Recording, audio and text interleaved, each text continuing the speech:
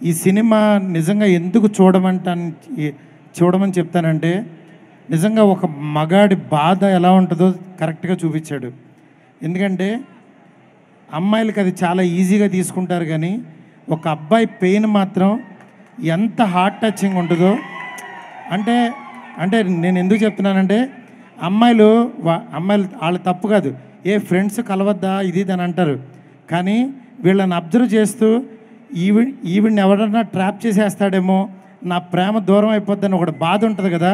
ఆ బాధే ఈ సినిమా.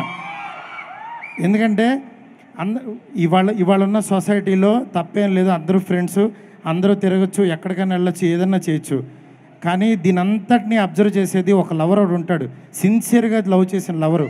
కానీ వాడి పెయిన్ వర్ణనాతీతం. ఎందుకంటే వాడి కెరీర్ ఉండదు ఆడికి. వాడి ఫ్రెండ్స్ ఇంకా సిగరెట్టు, మందు ఇంకా ఎక్స్ట్రా. ఇంకా అలాంటి దీంట్లో ఒకడు నిజంగా వాడి ప్రేమను బతికించుకోవడానికి ఏం చేశాడనేది ఈ సినిమా. నిజంగా అలాని ఎవరు తప్పు కాదు. అక్కడ అమ్మాయి తప్పు కాదు, అబ్బాయి తప్పు కాదు. కానీ సిచ్యువేషన్స్ వాళ్ళ మధ్య జరిగే సీన్స్ నిజంగా అంత యాక్టివ్, అంత పర్ఫెక్ట్‌గా డైరెక్టర్ రాసుకున్నాడు. నిజంగా 6 ఇయర్స్ కష్టపడి రాశాడంట. మేబీ అనుభవించి రాసి ఉంటాడు ఇది. లేకపోతే అలాంటి సీన్లు రావు. ఎందుకంటే నేను బేబీ చూసేటప్పుడు కూడా సాయి రాజేష్ అలాగే ప్రతి సీను ఇన్వాల్వ్ అయ్యి రాసుకునేవాడు. మళ్ళీ అలాంటి కంటెంట్ మాత్రం ఈ సినిమాలో చూశాను. ఇలాంటి సినిమా తెలుగు ఆడియన్స్ ఎప్పుడు మిస్ అవ్వరనేది నా నమ్మకం.